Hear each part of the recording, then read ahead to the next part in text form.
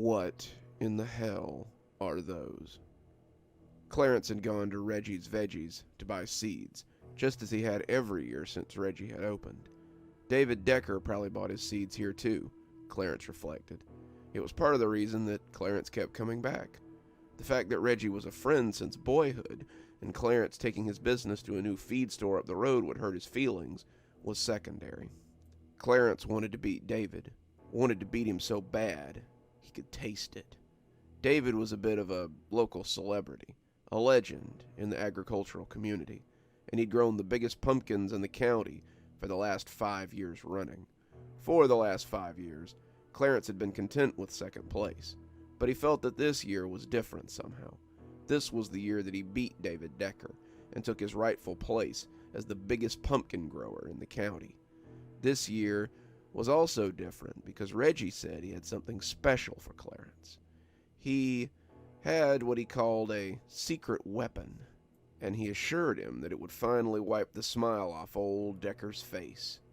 Reggie had no reason to dislike Decker. He was probably one of Reggie's best customers after all. But the old man had been getting cocky lately, and his bravado had turned the humble produce seller's stomach. Clarence picked up the packet and looked at it.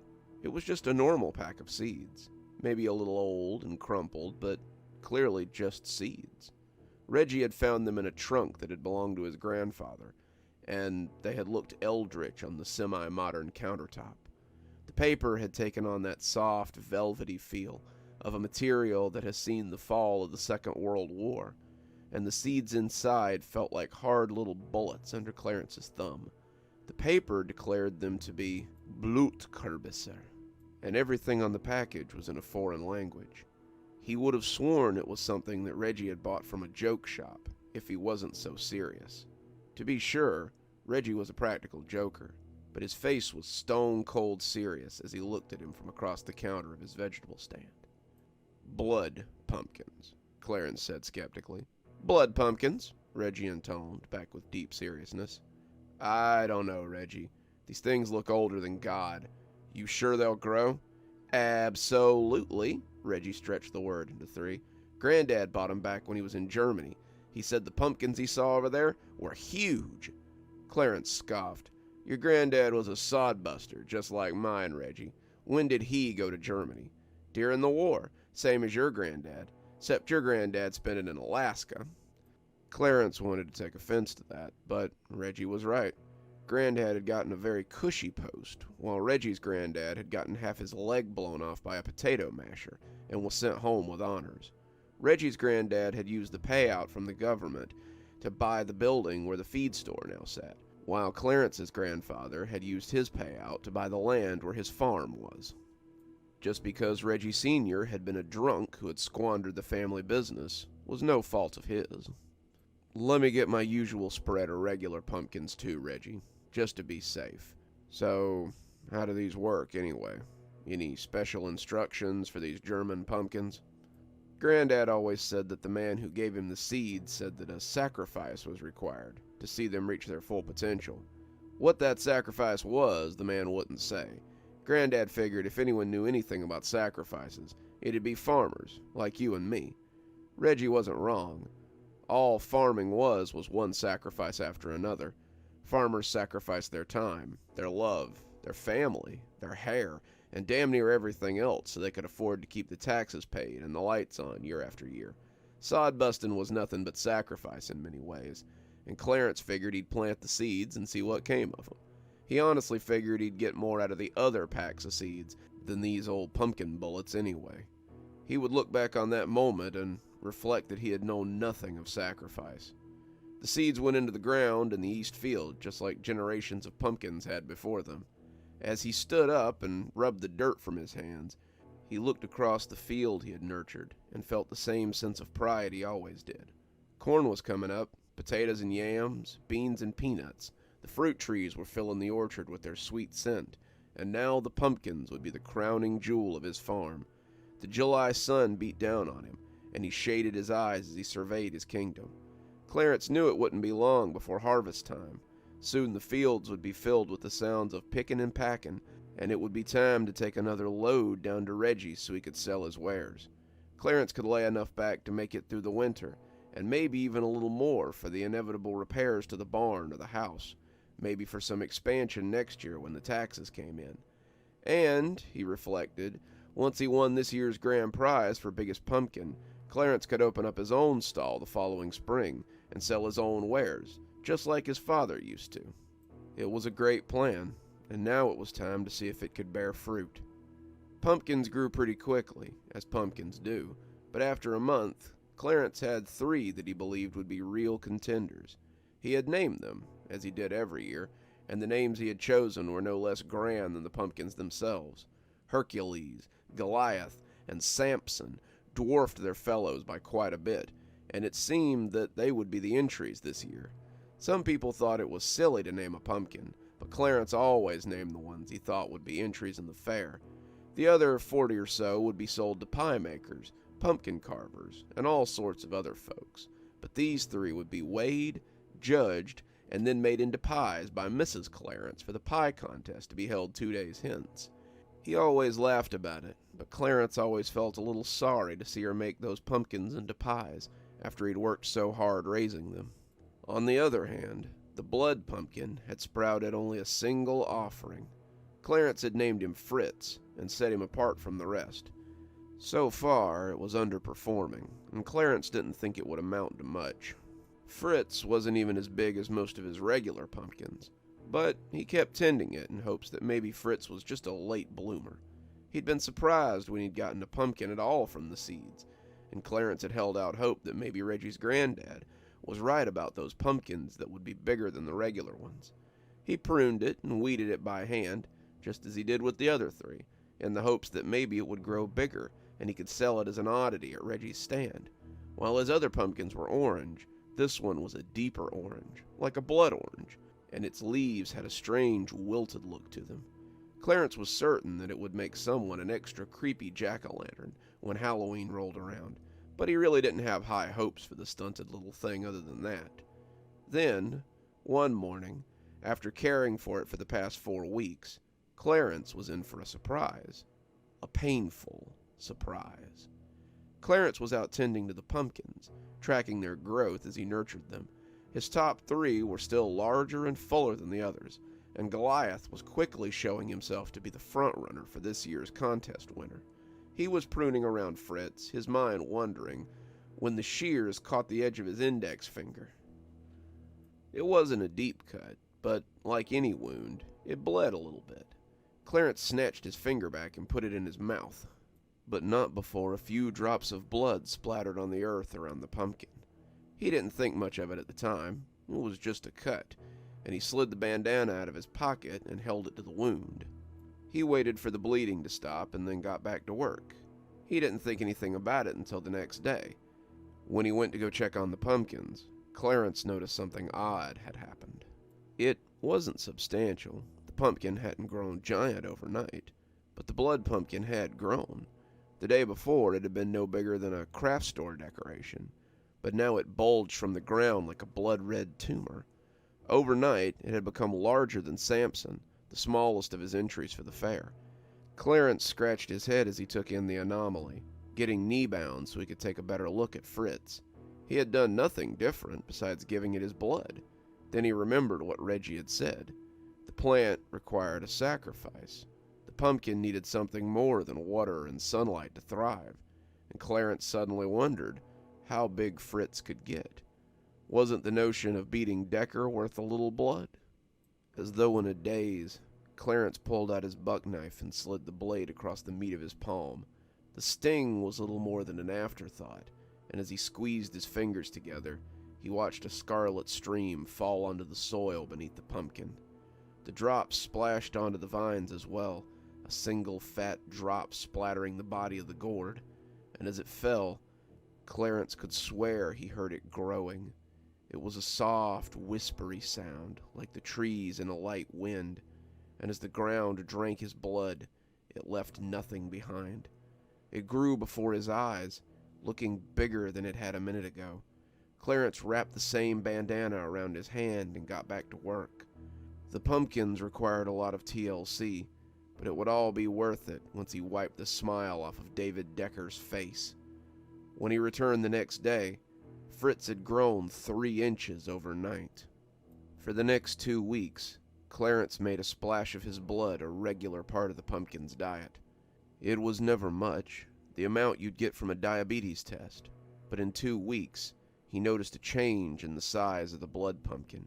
It grew as big as any of the pumpkins Clarence had planned to enter, overshadowing Goliath by a large margin.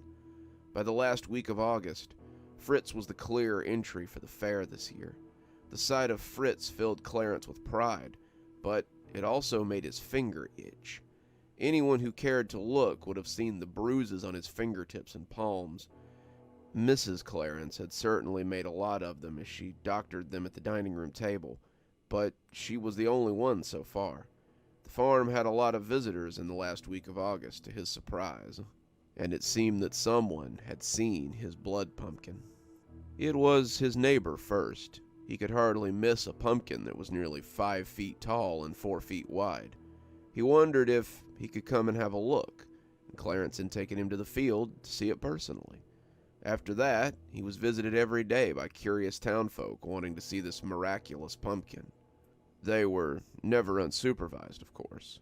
As he spent more and more time with the pumpkin, Clarence was becoming quite protective of it.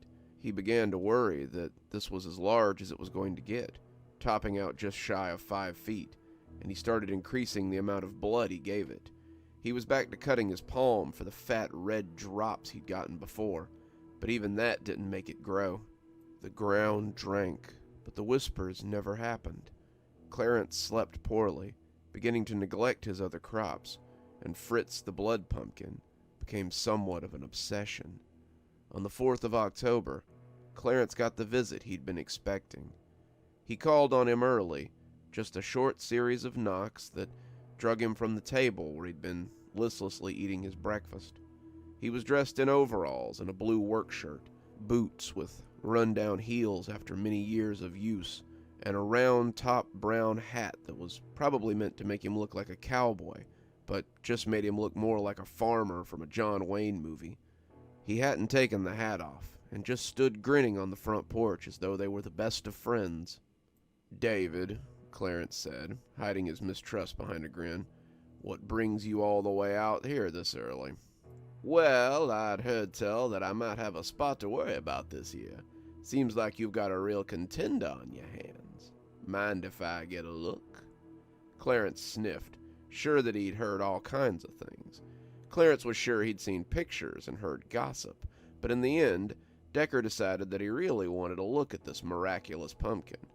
As sure as Decker was, Clarence was just as sure that he didn't want him to see his blood pumpkin.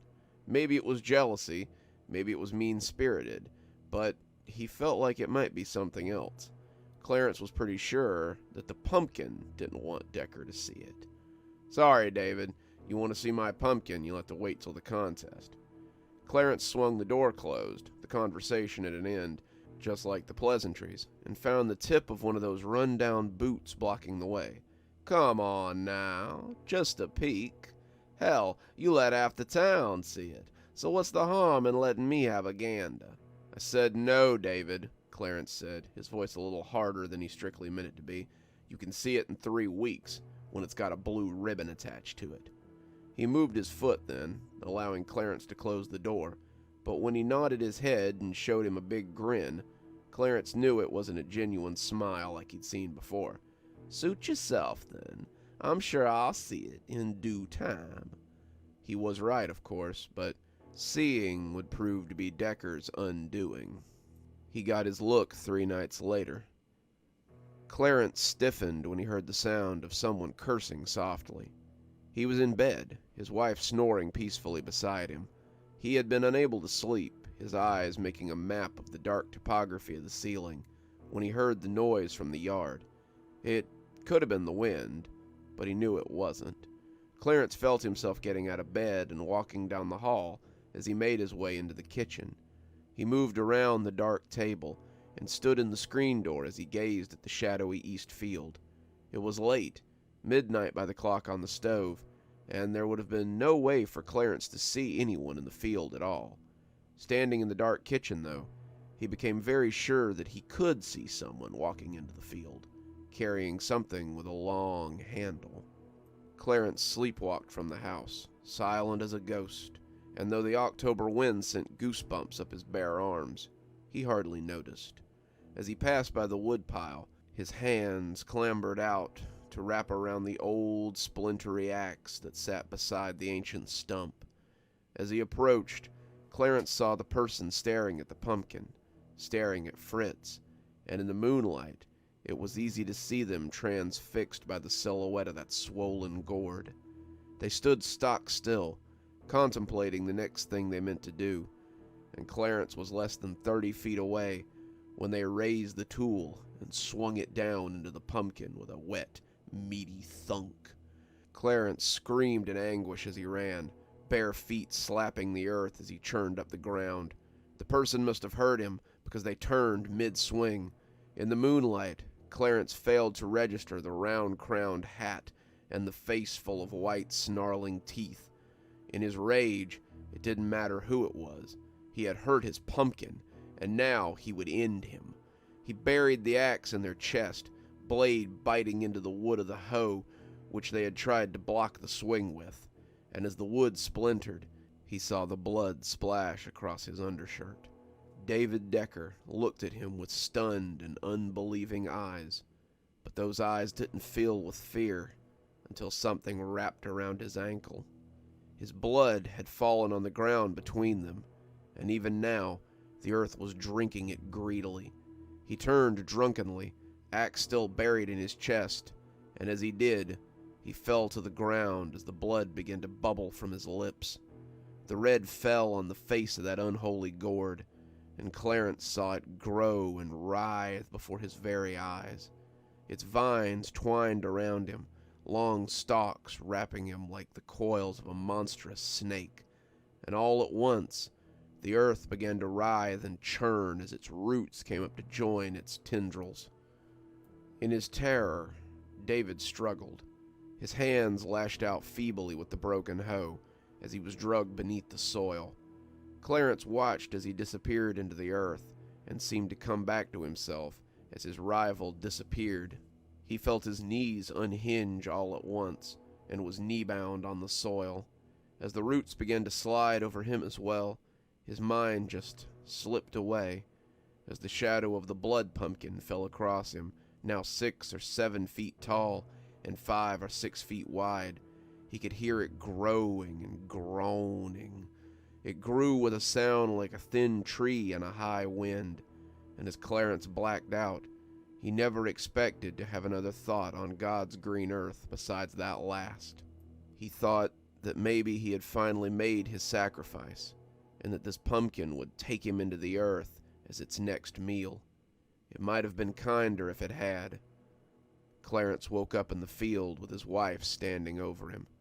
The pumpkin, that 7-foot-tall behemoth of orange skin and green vines, towered over them both. His shirt was clean, the ground undisturbed, and all signs pointed to the night's events being just a dream, except for the broken hoe and the ugly little scar on the left side of Fritz where the hoe had bitten into him. David Decker was never seen again. The sheriff found his truck not far from the farm, and he came by one afternoon to ask Clarence some questions. The old sheriff sat at the table as his wife sat out lunch, tipping his cigarette ash into a saucer as Mrs. Clarence shot him dark looks for stinking up her kitchen. He asked all the expected questions. Had they seen him? Had he been here? And did Clarence know anything about his disappearance? Clarence told him no. He told him that he had seen David yesterday, but he had left and gone wherever it was he had returned to. Clarence couldn't very well tell him that one of the pumpkins had eaten Decker up and stay out of the nut house. Sheriff made some notes, but ultimately dumped his ash into the garbage can and took his leave. He said the visit was just a courtesy anyway, and that they wouldn't keep Clarence from his harvest. The harvest that year was tremendous. The blood pumpkin wasn't the only thing that had benefited from David's sacrifice, and the yield that year was so great that Clarence could have bought his own stand without the money from winning the contest. That hardly mattered to him, though. Nothing really mattered at that point. By that time, Clarence didn't care about anything but the pumpkin and keeping it happy. October 15th, 5 days before the contest, he began to notice a change in Fritz. Though still connected to the ground and still 7 feet tall, it was beginning to take on a definite sag. It was waxy looking, possessed of an over-ripeness, and Clarence had serious doubts that it would make it to the fair. The blood would no longer sustain it, and whatever it had gotten from David was gone now. It appeared another sacrifice was required, but Clarence didn't have the strength to catch its food for it. The pumpkin was his obsession, but he just didn't have the resolve to feed his neighbors to it. He was sitting at the kitchen table one morning, trying to figure out what to do, when Providence provided. Though unwilling to lure victims for his monstrous gourd, he couldn't stand the idea that it would be lost so soon. To have come so far and stumbled at the finish line was unthinkable, but to give the pumpkin the sacrifice it desired was equally as barbaric. Clarence had no clue what to do, and even from here, he could see the pumpkin waning. It had grown so large that he could see it from almost any place that overlooked the backyard, and the sight of it was awe-inspiring. Had there ever been such a pumpkin as this? Had anyone ever grown a pumpkin so grand? And now, he was just going to let it die. He was weighing his options when the knock came at the door. Clarence shuffled numbly to the door, and to his surprise, he found Reggie standing on the front porch, wiping sweat from his brow and smiling hugely. Reggie, the only one left in town who hadn't come to see the pumpkin. "Thought it was time that I came for a look. They say in town that this pumpkin's something to see." Clarence nodded, a wad of cotton resting in his throat, as an opportunity presented itself before his very eyes. His wife was out visiting a sick friend. The usual crowds had dissipated for now, and this was the first day in weeks he hadn't had to play tour guide. It was just Reggie and Clarence, and he wanted to see the pumpkin, the one he'd heard so much about around the stand. Reggie had walked from his farm a few blocks away. He'd probably told no one where he was going. Clarence offered him a glass of tea as he walked through the kitchen, and then he took him to the east field so he could marvel at the pumpkin. As he gawped in disbelief, Clarence slipped his hand into his pocket. "This is wild. Granddad said they were big, but this is huge." Clarence wrapped a hand around the buck knife he'd used to feed it his own blood. Even if Decker hadn't disappeared, I'm pretty sure that even he couldn't have grown something this big. Reggie had his back to him, and he didn't see the knife slide out. "What have you been feeding this thing? Granddad said it took a sacrifice, but you must have spent a lot of time out here." He was so lost in his own ramblings, he didn't hear the metallic click as the knife came open. "Unless you've been making actual sacrifices out here in the east field," he said jokingly. "What's your secret, buddy? Virgin blood? Goat's blood? A little full moon?" He stopped talking when the knife slipped into the side of his neck, stopped talking, and started gurgling. The ground accepted him, and when his wife got home from her friend's house, the pumpkin was 12 feet tall. A week later, the judges came to Clarence's house to see Fritz the behemoth. Clarence won the contest, hands down. It wasn't even a contest. The judges couldn't find a pumpkin even half as large as this, and when Mrs. Clarence came for her yearly sacrifice for the pie contest, he gave her the other 3 instead. She seemed disappointed.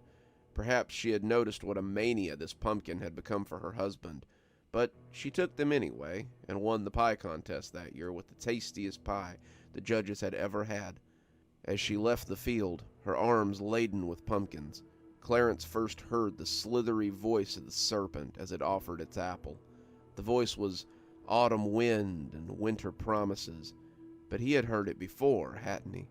It was the voice that tells the farmer he can squeeze one more crop before the winter. The voice that tells the prideful that it won't be that cold tonight, so there's no need to bring the livestock in. It's the voice of creeping winter that hungers for its sacrifice. The voice told Clarence that if it gave the field his wife, his fame would be eternal. On that day, Clarence turned away from it. On that day, he was strong. The sounds of laughing children and swaying scarecrows filled the air as the plastic flags snapped in the breeze. The annual pumpkin patch was something that Clarence looked forward to with great anticipation, and this year he had a prize-winning pumpkin to display amongst the others. He had always played second fiddle to David Decker and his pumpkin patch, but this year, Clarence was the star of the show. It appeared there was a new local celebrity, though Clarence suspected that it was the gargantuan that sat behind the little fence in the patch that people had come to see.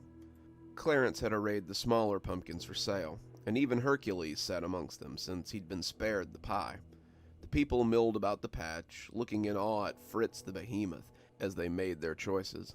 Clarence was at the card table where they sat the cash box, his wife playing the dutiful hostess out in the fields. From his vantage point behind the table, Clarence saw the kid when he stepped a little too close to the massive pumpkin.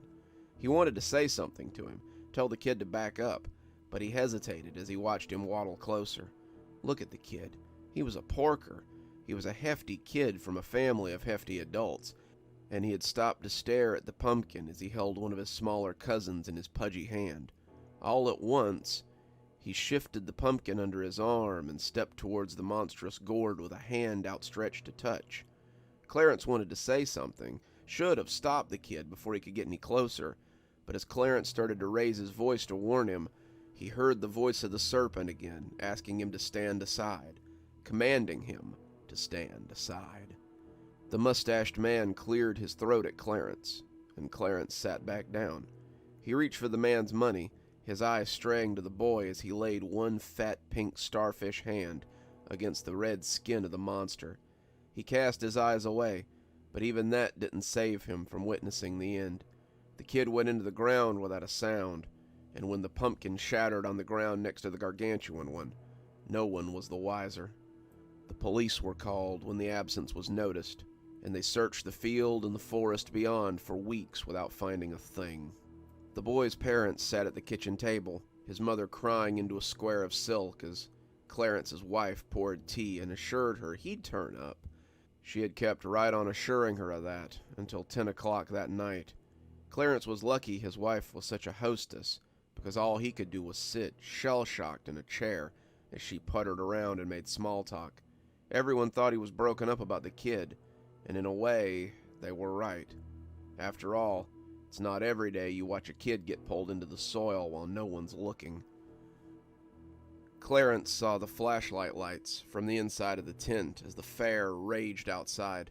They had given him his own circus tent to draw in the crowd, and Clarence had no lack of people wanting to see the pumpkin.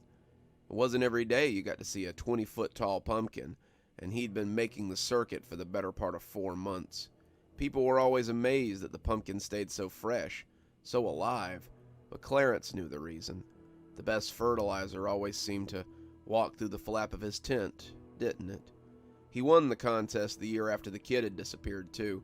People said he had a knack for growing pumpkins, but really, it was the same one. When it got 18 feet tall and 12 feet wide, it started to attract tourists from some of the local hollers. Some of them never made it back to wherever they had been from either, but the wrecker never asked too many questions when they came to tow their cars. By that point, Clarence was numb to the sacrifice.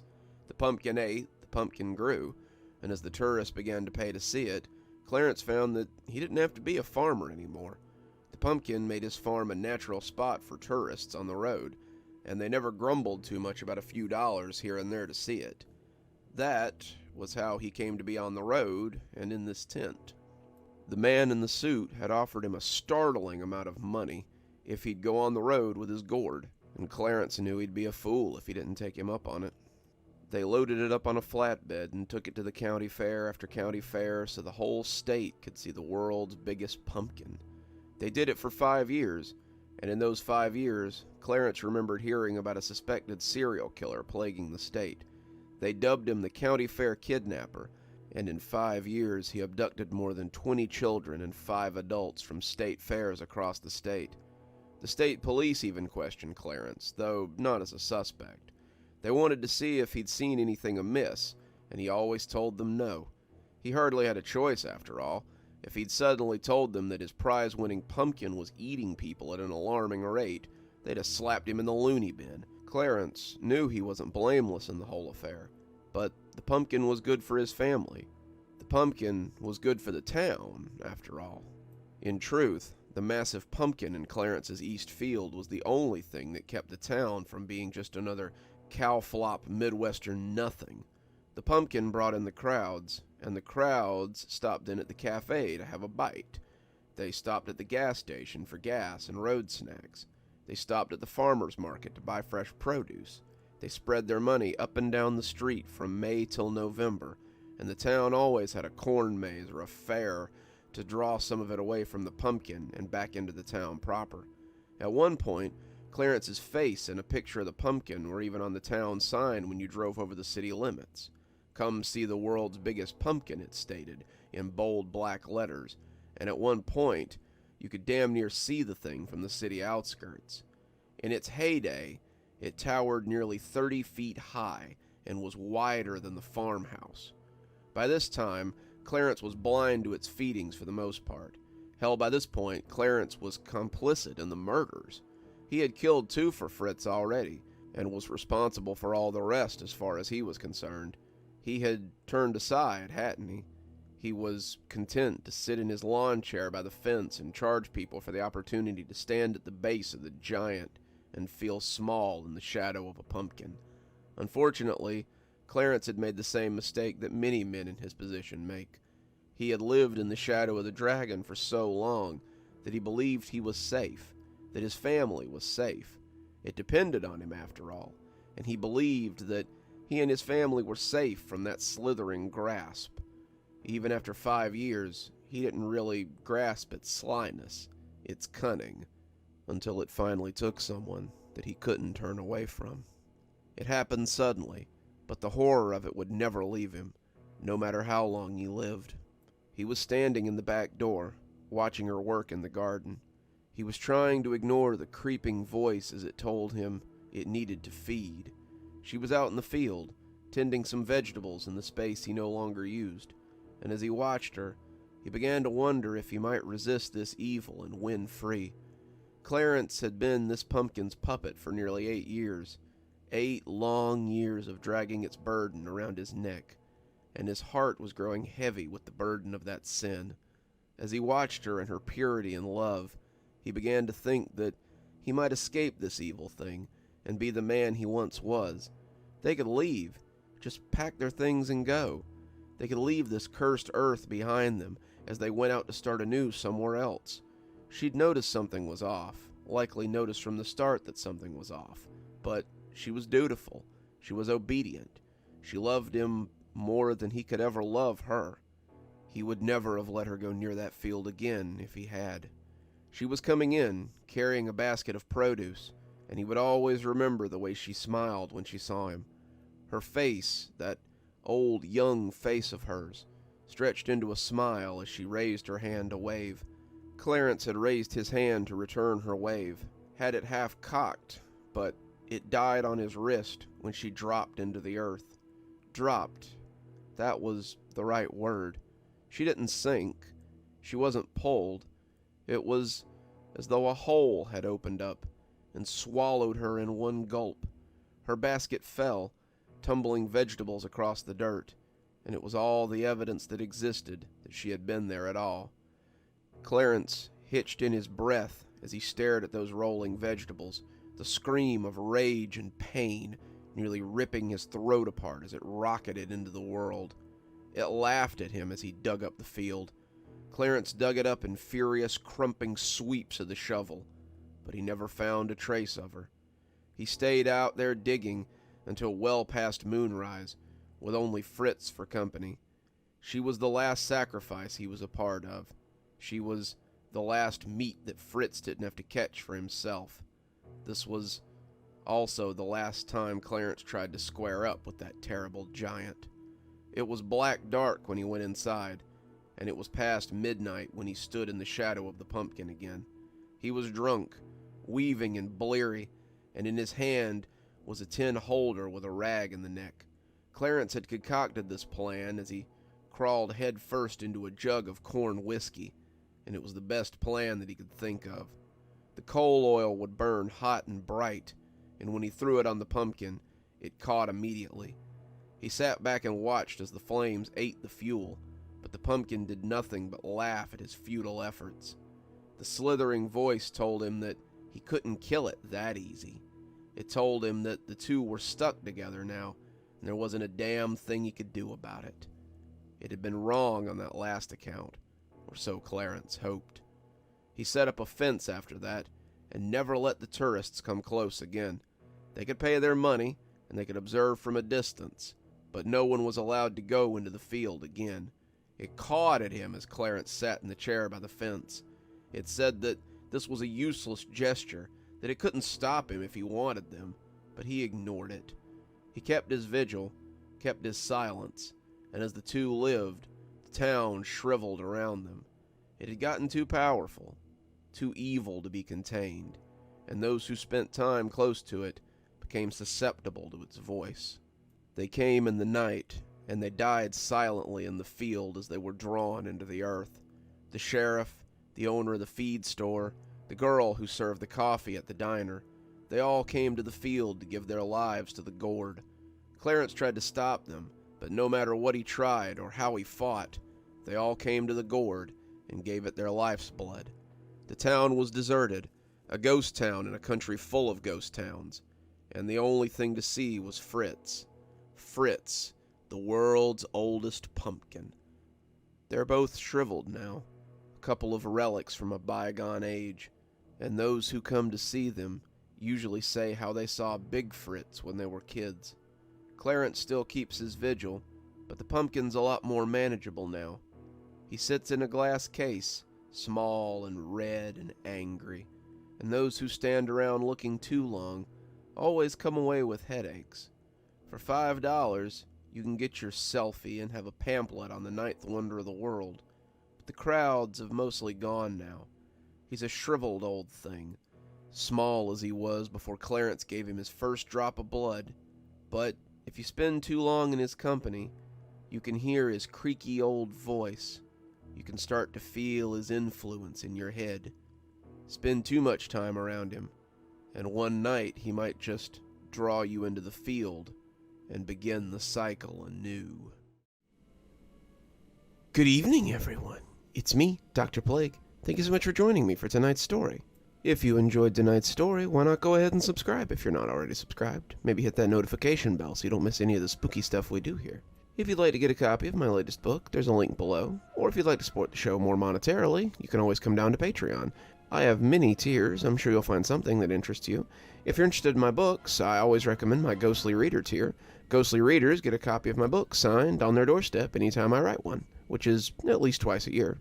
Patrons always get their spooky a little bit early so they can enjoy them before that night's premiere. And speaking of patrons, let's go ahead and thank them.